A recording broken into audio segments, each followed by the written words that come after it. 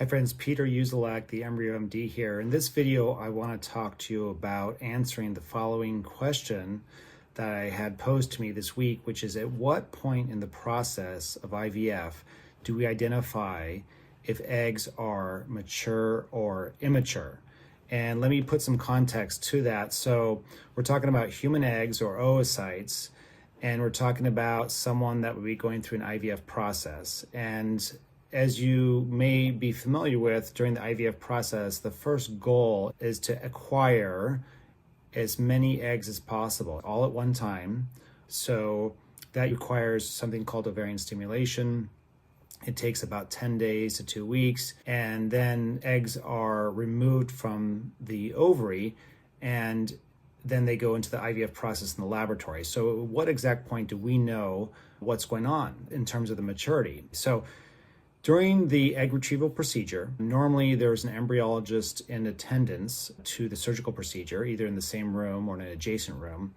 And that embryologist is receiving from the procedure test tubes full of what we call aspirates. And those are the follicular fluid, the fluid that's inside the follicles where the eggs are residing. And so that fluid is put underneath a microscope for examination. And in the fluid, you can then identify the eggs. Here's our embryologist looking through the microscope. She's in the procedure room. You can see there that the environment is isolated. Just to the left of that isolate where she's working, you can see what's going on under the microscope. So that is the contours of a petri dish magnified. What she's doing is going through and identifying any possible eggs in that aspirate or that fluid. And you might see some other cellular debris. That's normal. You might see pieces of those cumulus cells, those surrounding supportive cells. That's all very normal. There's one big piece of cumulus. It looks clear, no egg inside of it. So we're still on the search for an egg. And here's a nice picture of some eggs put to the side in that petri dish, and they don't really look like a round cell, do they? They just look like a kind of a clump of cells. That's probably the most interesting observation when you're first witnessing this. You wouldn't think that it's an egg cell because you're looking for something round, but the egg cell's in there. It's just hidden kind of underneath these supportive cells. Now at that point there, you would be able to identify an egg, but you don't know what the state of that egg is. So there's something that we're referring to here called maturity.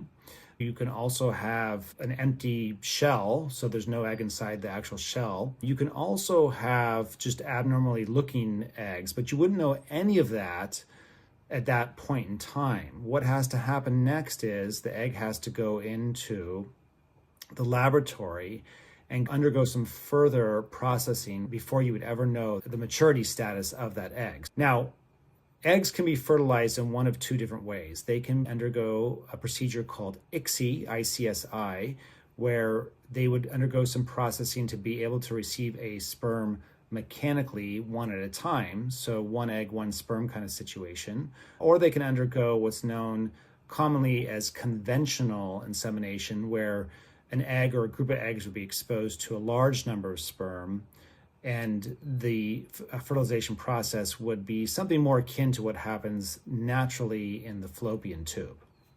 So on the former ICSI, that provides a window of opportunity to look at the maturation status immediately when the eggs are retrieved from the ovaries, because again, there's some further processing that goes along with ICSI in preparation. And what happens is a procedure known as denuding the egg. So an egg is a single cell, and it's surrounded by many supportive cells called cumulus cells on the outside of that single cell.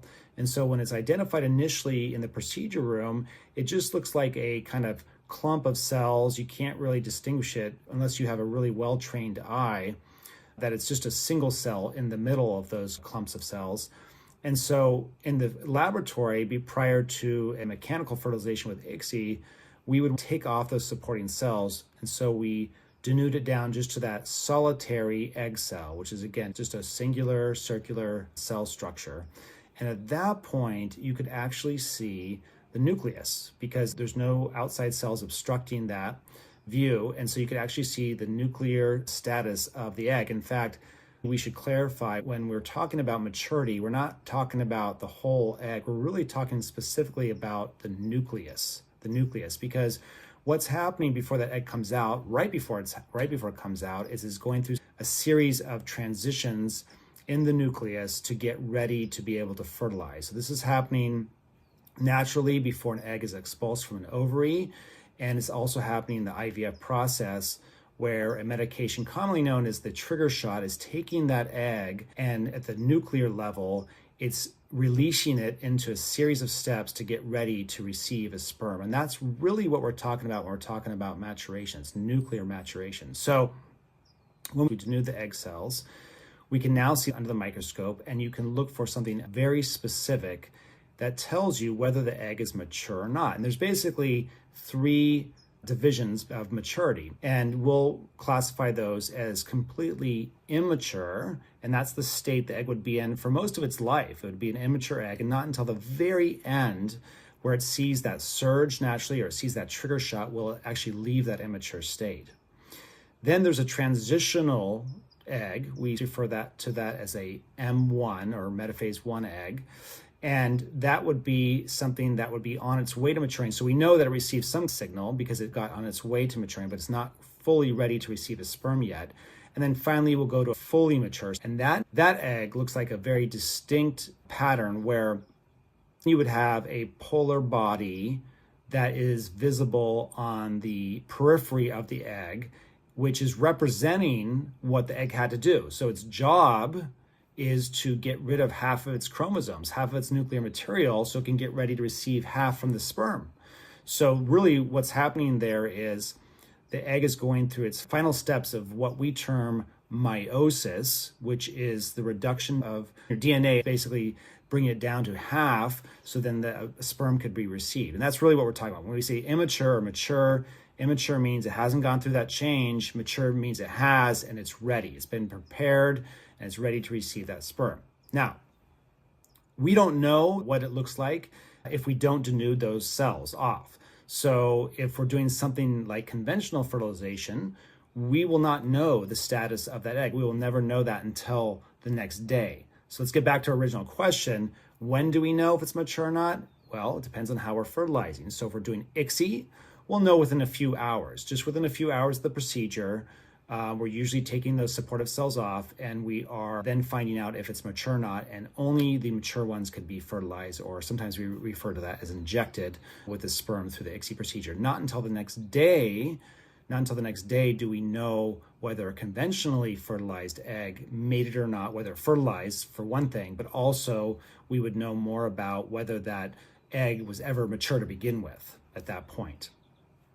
Okay, other things we can find out. They're not all one of those 3 buckets, immature, transitional, mature. Sometimes we'll see just a blank, there's no egg. It's called an empty zona. Sometimes we'll see a clearly abnormal egg morphologically. So that means that just like looking at it, we know it's not normal. Examples of that would be a giant egg. So it's clearly not a typical size. Another example of that would be one that would be highly vacuolated. So it has a cystic appearance to it. We know that's associated with abnormalities. Another one would be just frankly dark. A dark egg, what would be associated with some kind of post-maturity event or some kind of significant egg quality problem.